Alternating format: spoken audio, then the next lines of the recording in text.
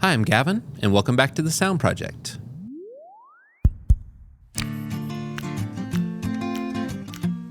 On today's episode, we're going to talk about the Doppler effect, which is an acoustical phenomenon where you hear sound as it's moving and it changes frequency and pitch.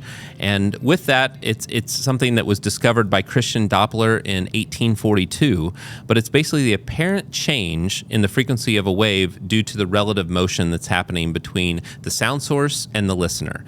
And this is going to change depending on whether or not the listener is at a standstill versus it's moving, and we'll show some of the equations that's involved in all of that in just a moment.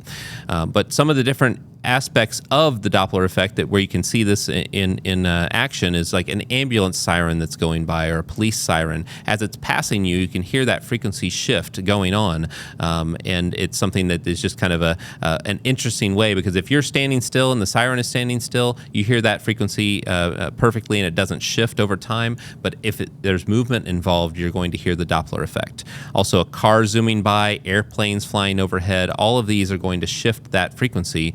And we're going to look at how that happens. So the first thing here is you got a sound source that moves closer to the observer. The sound waves compress, and then the frequency increases, and then it creates a higher pitch. But then as that passes by you and the source moves further away from the observer, the sound is going to stretch out and frequency decreases, and there's a lower pitch. And there's actually a lot of math and equations that go along with this to define it. So here's an equation I put on the screen that shows the perceived frequency is what we're trying to solve for here. And F is the actual frequency of the sound source. Vs is the speed of the source. And V is the speed of sound in air. So that's a constant. That's around 343 meters per second at room temperature. And so if we have this equation here, we're either going to subtract the Vs over V component if it's approaching you, or if it's moving away from you, you're going to add the Vs over V component of this equation. So you can actually solve for, if you know the frequency of the sound source and its speed and it's either moving forward or away from you, you can actually figure out what that frequency shift is going to be and that perceived frequency you're going to experience. It gets a little bit more complicated when the observer is also moving. So the car, let's say a siren on an ambulance is going by you, and you're actually out on a run and you're hearing that happening. So it's a similar equation, but with that, if it's approaching, you want to add the VO over V in this equation, which the VO is the speed of the observer. So how fast you're running, or if you're in a car as well and you're moving, you're going to add it if you're approaching. If you're moving away, you're going to subtract it. And so this is just kind of a cool phenomenon that we was discovered long ago, but it's still being studied and used in real world for a lot of different applications. So one of the things that Doppler is used for is for ultrasonic, like ultrasounds. You've got you're trying to look at blood flow in a circulatory system, for instance. That's indicated and detected using Doppler.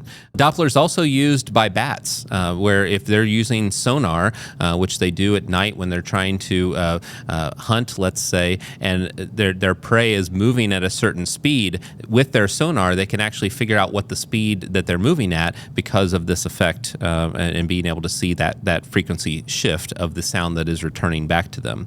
It also measures speed of vehicles, and even in stars and galaxies, it's used for that.